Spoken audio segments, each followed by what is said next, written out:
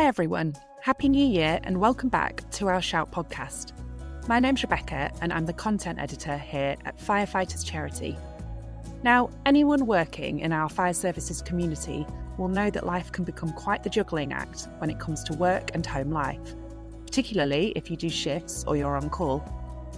With that in mind, I've sat down with 4 people who work across different roles in the fire service, from firefighting to control, to hear a bit about their own experiences when it comes to balancing their relationships with the unique pressures that come with their work. Please remember to rate, follow or subscribe to the show on your usual podcast platform to keep up to date with this and more of our episodes. To start today's episode, I chat with Robyn, a watch manager in control with Hampshire and Isle of Wight Fire and Rescue Service, who shares an insight into some of the demands that come with her role and her own perspective on balancing those with her family life.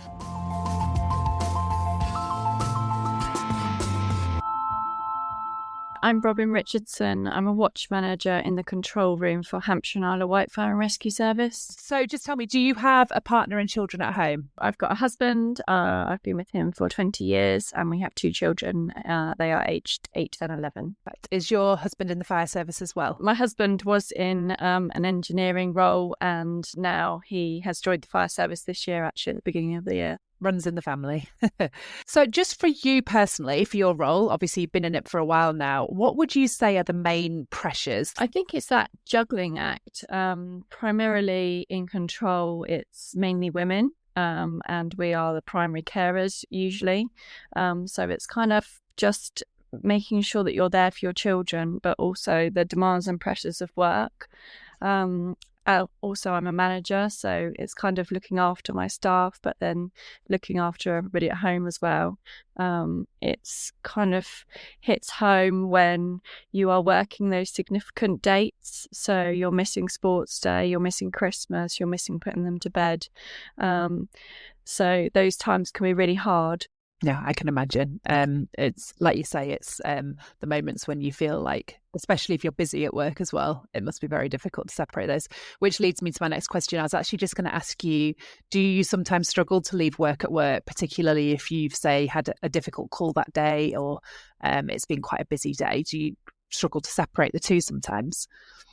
Yeah, I can do, especially those certain calls that really hit home, the ones that are involving children or, it can be ones that just really catch you off guard. Or if you've had a particularly busy tour, we've been particularly busy lately, and there's been, a number of difficult calls that we've had to deal with, and that can have an impact over time. I just wondered if there's any particular examples that immediately spring to mind of ones where it might have stuck with you, where you've had quite a difficult day and maybe you've come home and had to slip straight back into being mum again. Was there anything that would spring to mind as a particular memory?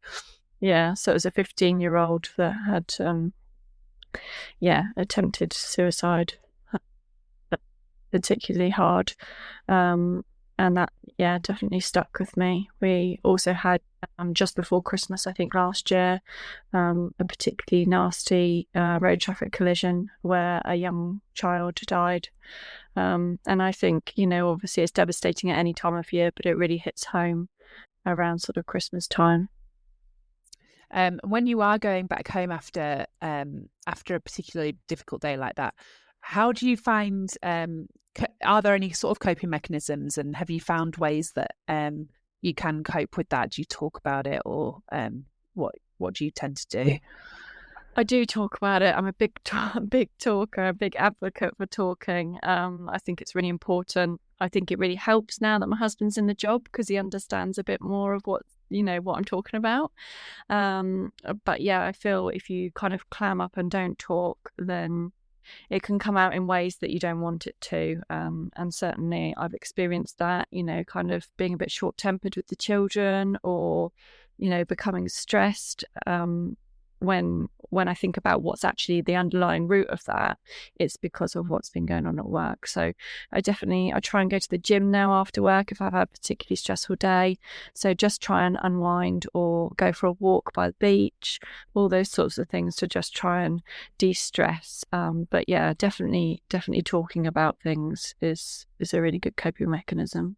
That's really, really helpful. I think those, like you mentioned, just taking yourself off for a walk is a really good tip actually for people.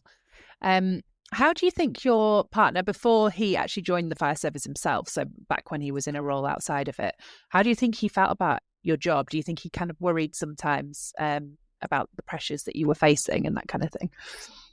I think he underestimated it, if I'm honest. I think, especially in control, I think people just see it as a bit of an office job.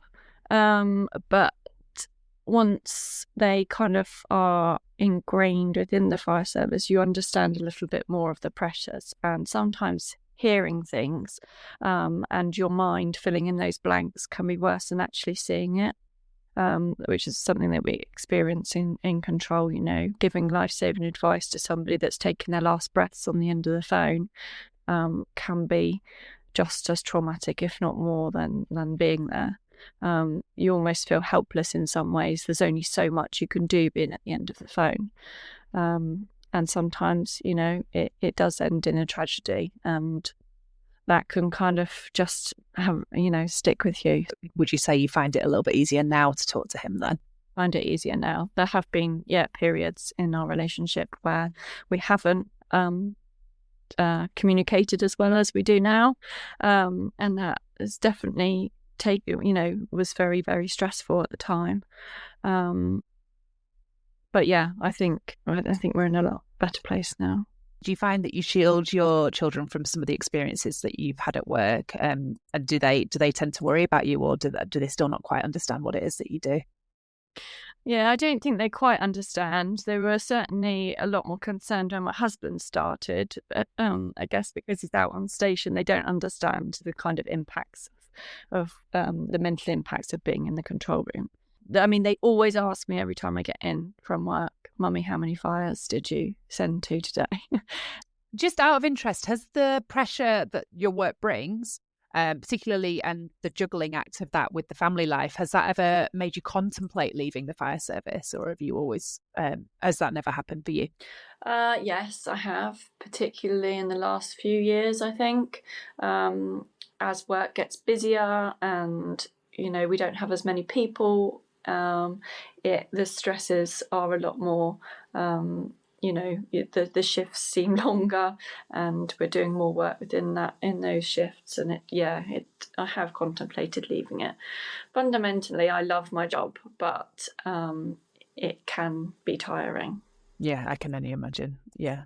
And do you think having some support available to yourself and your colleagues right across the UK, particularly in terms of relationships and wellbeing support, do you think that is really helpful and really valuable? Yeah, and I think it's really needed. And actually, I know a lot of friends where their relationships have broken down that are in the service, particularly ones that have been through traumatic incidents and they haven't spoken about them to their partner. They've sort of clammed up and created that distance. And maybe if they're not in the service, they may not understand as much. Or there's also that element of bravado. So it's, they're not wanting to talk about it or not kind of giving in and, I'm fine. And then that can lead to breakdown in relationships, which is really sad. And you just think perhaps if they'd had some help, some early intervention, that their relationship could have been saved. You can watch a video we filmed with Robyn by following the link in the show notes. Next, I chat with Richard, a station manager with Norfolk Fire and Rescue Service, who shares how he and his partner Janine, who also works in the fire service, juggle their busy work and personal lives together. I'm with Norfolk Fire and Rescue Service and my role is a station manager at Thetford Fire Station. And just tell me a little bit about who you've got at home. So have you got a partner, children? Yeah, I've got my partner Janine at home and our stepson Jamie, who's 9. A little bit about some of the pressures that might often come with the role in the fire service for you? Well, for me, the pressures, obviously we have the operational incidents, but a lot of it is juggling the work-life balance, and juggling around childcare. Janine's also in the fire service. She works at our training school, which is fairly flexible. But when they have like courses running, for example, she has to be there like 2 hours before the course starts to be prepared and stuff. If I'm on a 24-hour shift, that we don't have any childcare, we don't have any family nearby. I mean, my mum is 91 and her mum is in a home with Alzheimer's, so we have literally no childcare. Preschool club starts at 7:45 in the morning, but even that sometimes is not early enough. So for me, the hardest part is actually sometimes we say at Norfolk Fire Service, you can either have a crew manager at training school or you can have a station manager at Thetford, but for a couple of hours this morning, we just can't do both. And to be fair, the fire service are really supportive of us and they do help us out where they can, but it does put pressure on you to be constantly asking, if that makes sense. It completely makes sense. And do you sometimes find as well with shift patterns of being in the fire service that can impact it as well? Oh, massively, yeah. Because if I've got something that's really important that I can't move, I don't just meet people from the fire service. I'm managing like building works and stuff we've got going on. If I've got meetings with builders and architects and all that sort of stuff, and Janine has got a course on the go, it's almost like we almost end up arguing about well mine is more priority than yours, and it does cause friction from time to time.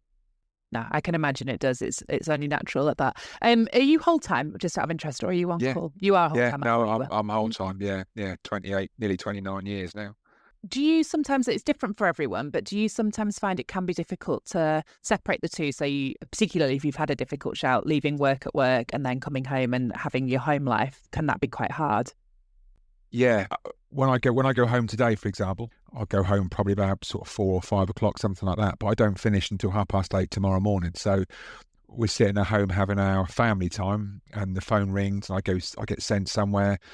Some of the stuff you have to see and deal with while you're out, you see and deal with while you're out, and then you come home, and they're still sitting there watching the Disney movie or something like that, and I'm lucky in the fact that Janine has done the job, so she knows what I've seen and what I've done, and I can talk openly. I'm lucky, really lucky. It is like being in the mess room at work where you can talk about stuff, and I appreciate that not everybody in my position has that, because people don't know the horrors and stuff of what we see sometimes. Oh, that actually leads me on to my next question. I was going to ask you what you think her what her perspective is on the job. Do you think she feels a lot of the pressure that you do and a lot of the pressure that comes with that job, or does it help that she's in there herself? Yeah, I think so. I mean, without wanting to sound sort of like patronising or whatever, the role of a station manager is very different to the role of a firefighter. We're on the same incident ground. We've got the same goals, but I look at things so differently now to what I did when I was as a firefighter. So I think sometimes that part of it does get lost in translation sometimes. But yeah, with the nuts and bolts of the job we do, yeah, she understands it very well. She's really good at it, and it helps because she knows what it is that I'm dealing with. Yeah, absolutely. Do you think if I was, say, for example, I was talking to her right now, what would she say about your relationship as a whole, and what would be the strengths and how you've sort of coped with those pressures? I think we are so similar in a lot of ways because, for example, my mum is 91. She lives on her own. I lost my dad last year to Parkinson's. Her mum has literally in the last few weeks had to be taken into a care home because she's suffering with Alzheimer's. So we both have to, as well as looking after our child, stepson or whatever, we're both having to look after parents and kind of try and help run their lives as well as running our own lives, as well as going to work. So yeah, I think some days it does feel like we both sort of stood like back to back, like firefighting in opposite directions, trying to keep things on track. So I think she'd probably say broadly the same as me. Some days it is just take every minute of every day as it comes and deal with it. Do you tend to find it easy enough to talk to her, or do you sometimes find it quite difficult to talk after, say, for example, after a difficult day at work? It's always easy to talk to her, but sometimes I don't want to talk to her because I don't want to talk about a difficult day at work because I've been to work, and I like to think I'm quite good at switching off from it. So I like to go home and just sit, and we in the end we hardly watch any kind of normal TV. We'll have stuff that we stream that, like we can just sit and watch. So if I get called out, we can just stop it and then pick it up where we've left off. But yeah, I try and leave work at work. We inevitably end up talking about work because that's how we met. That's what we both do. We both do the same job. So, but sometimes it's like, yeah, let's just not talk about work tonight. Not for anything awful we've got going on, but just fed up with being at work. You need to tune out. Yeah, do. Yeah, do. Let's just take the dog for a walk. When I finish. Do you find sometimes that you shield your stepson from a lot of the realities of the job in the fire service? Do you find he asks a lot of questions? Yeah, we do. Obviously, you don't. You shield a lot of people from it. You don't. If people knew the sort of stuff you see and do in the job, I think it, it probably would horrify a lot of people. The stuff you have to see and do. At 9 years old, he thinks I just sit at my desk all day writing, and his mummy teaches other firefighters how to be firefighters at training school, and that's all he needs to know, and that's all he knows. You personally, has the pressure of this juggling act and keeping the separation and everything and the pressures of the job, has it ever made you contemplate leaving the fire service? Probably yes, but how seriously that is, I don't know. I mean, there are days where I just think there's got to be better ways of doing it. I think probably the thing that keeps me here is the people. The people here are just brilliant. I'm lucky where I work at Thetford. My guys and girls here they're brilliant. And if you're having a bad day, they just without really realising, they cheer you up and they make it realise why you're here. And then that's before you go out to do a job where you actually help somebody. And that is a great feeling when you leave in a job and you think, yeah, we really have made a difference. I know it's our job and it's what we get paid for, but the actual care and compassion that the people show to them, and then you think, yeah, that. And then I don't think I'd get that driving a lorry or being an health and safety manager or whatever it is. I think I won't get that anywhere else. So I like it here. No, that's good. That's really, really great to hear. And just finally, do you think it is worthwhile for there to be support for relationships and for home life available, say through the charity, for example? Do you think that would be worthwhile for a lot of people in the fire service? Yeah, I do. And I think the way the world is evolving, we will need more and more of it in future. I mean, when I joined, back in 1996, a firefighter's salary was quite good in comparison, and there wasn't the pressure for the partner, male or female partner. There wasn't the pressure for the other partner to work so much as they do.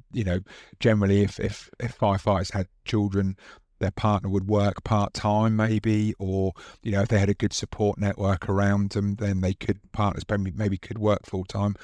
But I think that the way the world is driving now is everybody, both parties in a relationship will work full-time, and as soon as you have children and you're both working full-time, and especially shift pattern work, where there's very little flexibility in terms of start times and finishing times. I personally feel we're only just seeing the beginnings of the real pressure. I think the real pressure is still yet to come, with the youngsters when they start having families and that.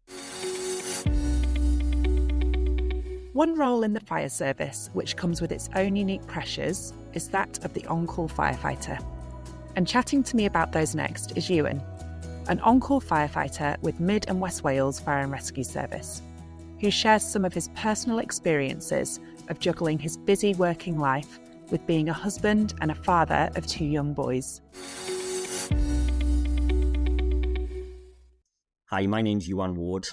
I'm a retained crew manager in Mid and West Wales Fire and Rescue Service. I've got a wife, Anita, and 2 kids, 10 and 12 years old. So it's probably difficult to pick a couple, but if there's any that spring to mind, what are the kind of pressures that you think can come with on-call firefighting, if you were just to name a few? Oh, there's a list. There's pressures with regards to being able to give the cover.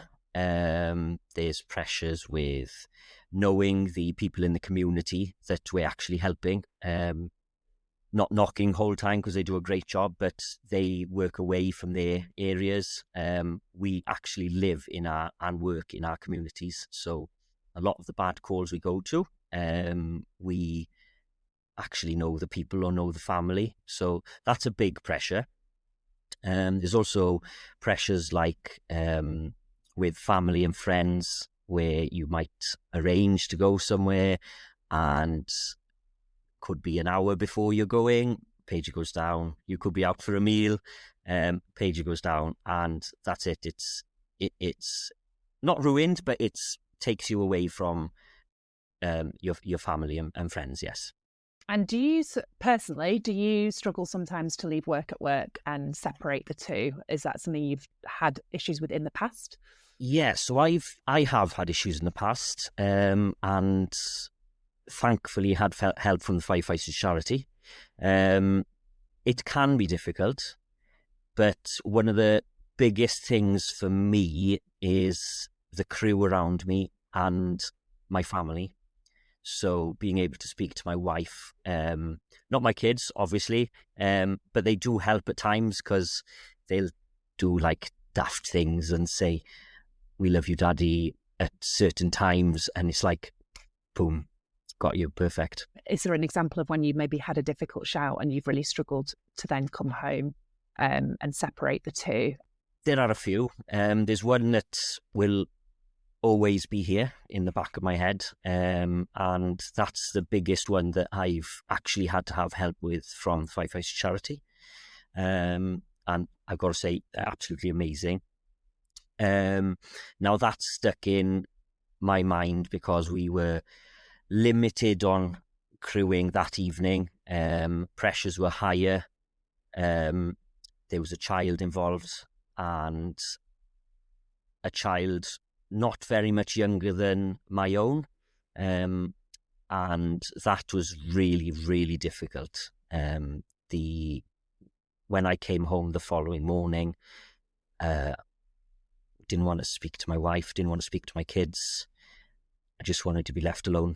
And for me, that was the hardest thing about that, because my kids they were just waking up as I came home, and my kids wanted to see me, wanted to have a cuddle, my wife the same, and I just had no interest, just couldn't get the job out of my head. Knowing that I'm talking for me personally, knowing that I'd done everything possible, and knowing that all the crews there did absolutely everything that could be done, it was just that little bit of doubt in your mind thinking, actually, if we'd have done it this way or done it that way, but realistically, there would have been nothing else we could have done. And because of that, it's difficult to separate things away, and you do take it home with you. Yeah, no, absolutely. I think that's a really powerful example, to be honest, and I'm sure a lot of on-call firefighters have the same. I think sometimes maybe as well, if you don't have that space of time back at the station, you know, a lot of whole time might have the whole day then ahead of them before they go home, but you, in on-call, you sometimes do have to go straight home, don't you? So it's having that separation. Yeah, so that does happen quite a lot. That example I was just speaking to you about now, one of the officers came back to station with us. He needed support from us as well, not just the other way around. And we did sit down, we did have a chat, we did have a cup of coffee, but not for long, half an hour maybe. And then it was, right, let's go back home. It was a weekend, which maybe made it a little bit more difficult. If it was a weekday, we'd have all gone back to work. So it would have then been, right, I'm carrying on with my job, let's do this, let's do that, everything good. But then you go back to your family, maybe it was going to be a chill Sunday or whatever, and then it's like you're just sat moping, if you like, you know, and thinking over things. So yeah, it's difficult like that, yes. For you and for Anita, how do you think your partner feels about your job, or has felt in the past? Do you think there's anything that she's struggled with, or does she worry about you sometimes when you're on shouts? So my wife Anita, she's very proud of my role in the fire service and what I do for the community, and she every time I have a shout at night, especially, she struggles to go back to sleep, or she'll go back to sleep and it'll be broken up because she'll wake up thinking, oh, is he back? Is he back? So it's difficult there.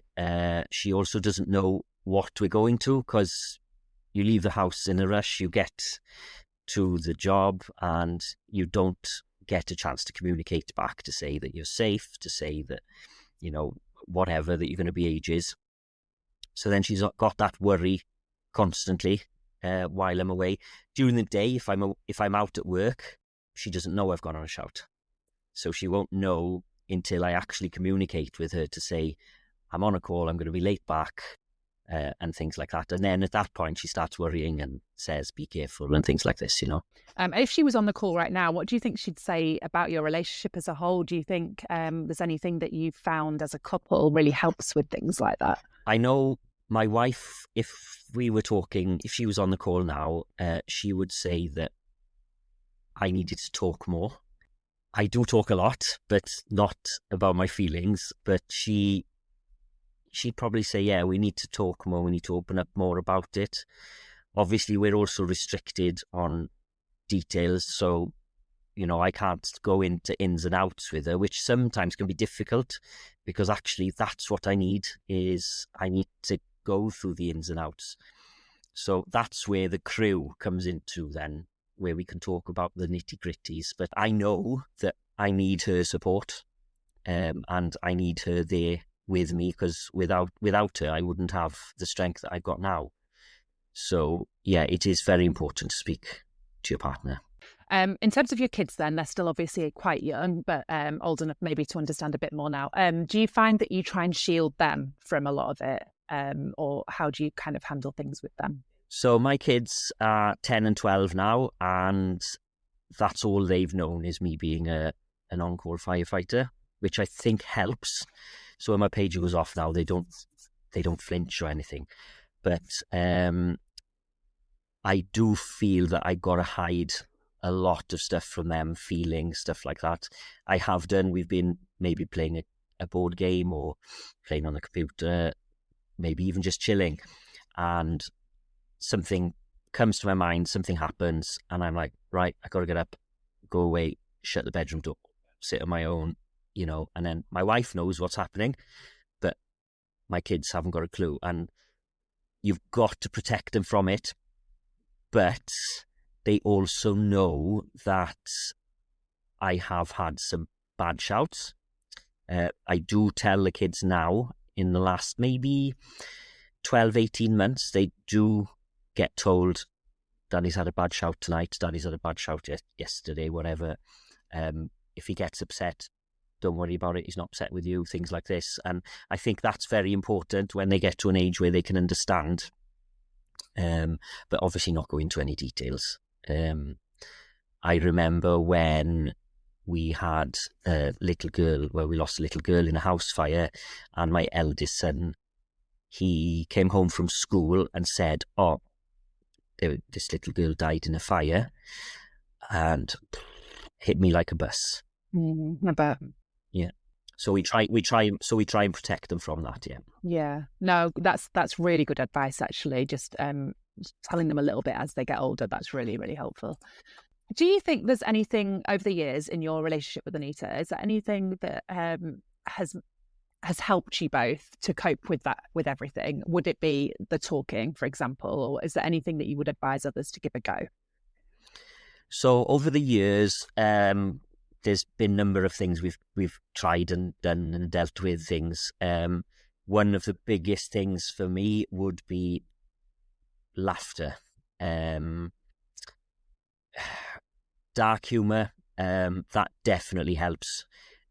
Sounds horrible, but it is a massive coping mechanism, and not just for me as a firefighter, it's also for my wife as well, because she will quite often, we'll have a serious chat about something, it'll go into a dark humour, and she'll say, for God's sake, Iwan, man up, get on with it, blah, blah, blah. And do you know what? It's enough to make me chuckle, and that's it. We can crack on, you know. But there's nothing bad in it. It's just a coping mechanism, and it's a good way of talking and getting your feelings out to your partner by not being all doom and gloom and upset. I completely get it. And it's a firefighter way, isn't it? Let's face it, it has been for years. Oh, it is. You won't last. No. Has the pressure and the pressures that you've described during this chat, have they ever made you contemplate leaving your role as a firefighter, which would be obviously completely understandable? Has that ever crossed your mind? That's a brilliant question. I love that question. Okay, so under the pressures that I've had over the years, I have never really had any thoughts about leaving the service. There have been different issues where I've thought about leaving the service, service politics and things like that, but they've come in and they've disappeared quite quickly. You think about what you're doing in the community and things like this, saving people's lives, helping people, and the pride that it brings to my family and myself. No chance. I'm in it till I either have an injury because I'm getting old, or I'm not fit enough anymore to do it, or something else. So yeah, it's once you're in it, you've either got it in your blood or you haven't really. We also have a video interview with Iwan, which you can watch via a link in the show notes. And finally, I chat with Fiona, who was with West Sussex Fire and Rescue Service for 18 years in a support role, and also worked as an on-call firefighter for 5 of those years. She shares how she managed a busy working life with having a daughter at primary school around that time. Hello there. I served with West Sussex Fire and Rescue Service for 18 years in a support staff role. And during that time, I was an on-call firefighter for 5 years. Perfect, thank you. And do you have a partner and children at home at all? I do. I have a partner, Mike, who have some 24 years now, which is, and I also have a daughter who, at the time, I was an on-call firefighter. She was at primary school. Gosh, massive juggling act, I can imagine. What is it that your partner does? Is he in the fire service as well? My partner, Mike, luckily for me, probably he ran a small business. So he's an archery instructor and also did some photography. Perfect, brilliant. So while you were in the role, particularly as on-call firefighter, what would you say were some of the main pressures that stick in your mind that you faced, whether it's, difficult shouts that you might have got called out to, or anything that comes to mind, really? The pressures on the on-call firefighter, many and various. Certainly juggling around with the day job, that's one thing. But also it's juggling all of that training. So there's quite a lot of training, particularly in the first 2 years. You're off doing initial training, RTC training, hazmat, etc. And also the instance, of course, coming home late, not coming home when you're expected, partner having to worry about changing plans. And of course, all that pressure of being grumpy while training. No, I can imagine. Did you, while you were in that role, did you sometimes struggle to leave work at work? So, for example, if you were on a difficult shout one day and then you were coming back at being mum or being a partner, did that sometimes feel quite difficult to separate the two? Yes, separating the two was quite tricky at times. It can work both ways. Either the highs, when you've had a really good job, everybody's worked well and you're tired but satisfied with what's happened, but also, of course, those inevitable lows. It's quite hard to step back from a particularly difficult road traffic collision where a child's been involved perhaps, and then come home to your child and your partner. That can be very difficult. Inevitably, you take that sort of thing home. Especially local community as well. It could always be a family member or a friend, I suppose. I think it's particularly difficult for on-call firefighters in a village community because there is every chance that they will know who's involved, yeah. But how did you think your partner felt about your job at the time? Do you think they sort of worried about your time in the fire service? Did it put quite a lot of pressure on them in different ways? Yes, certainly for a partner, there's quite a few different pressures. The absolute pride, of course, because there is a vicarious pride in by partner, you're enabling your partner to do, especially the on-call role, because without them, it would have been impossible for me with a child. there's an unseen worry. My partner was very good at not worrying, or not telling me he was too worried about the physical side. And yes, there were the highs, absolutely, of coming to station events, going to the carol service. That was a big thing with all the flags and the colours.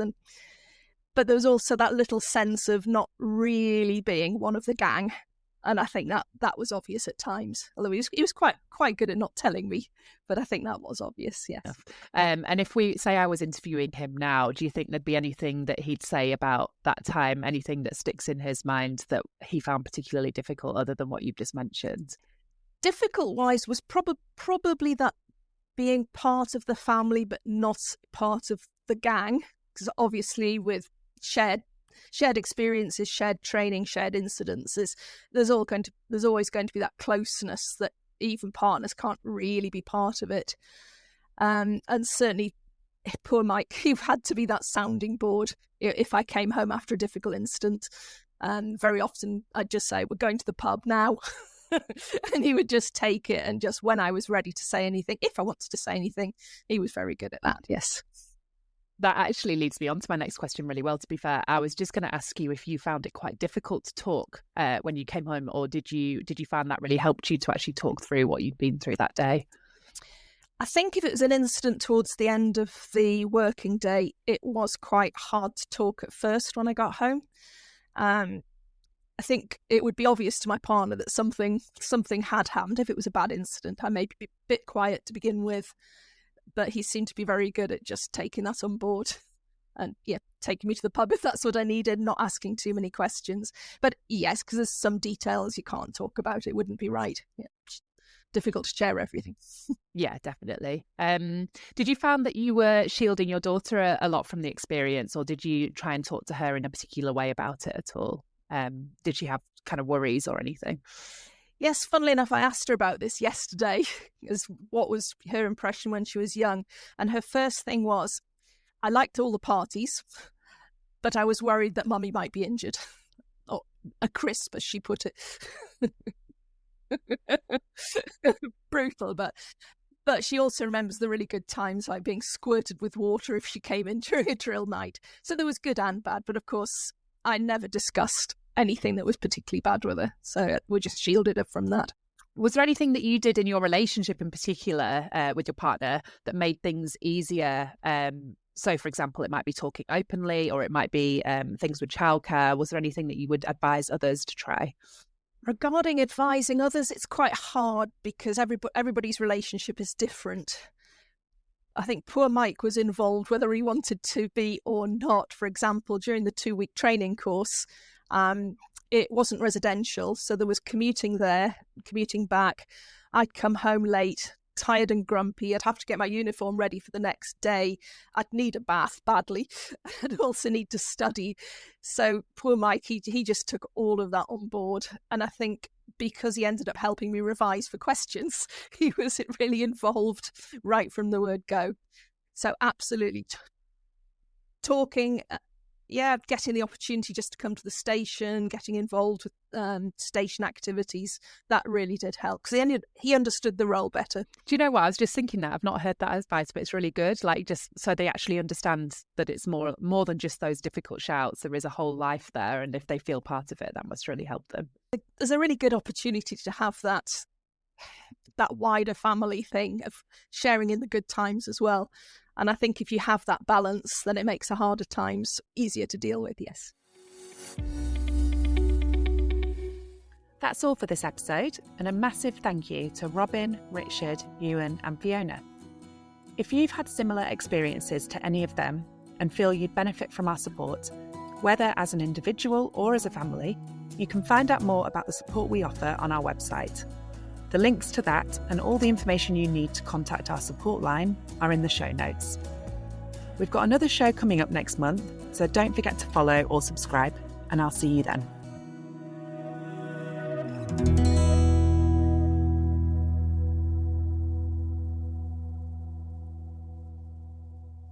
If you liked Shout podcast, you're going to love My Firefighters Charity, the new social media wellbeing and fundraising app for the fire services community. Packed with great wellbeing content from the expert teams at the Firefighters charity, you can connect with others, join groups, collaborate and have fun with your fire family friends across the UK. And you can get the advice and help you're after from the Firefighters charity whenever you need it. Head to your app store, search for My Firefighters charity and register for free today.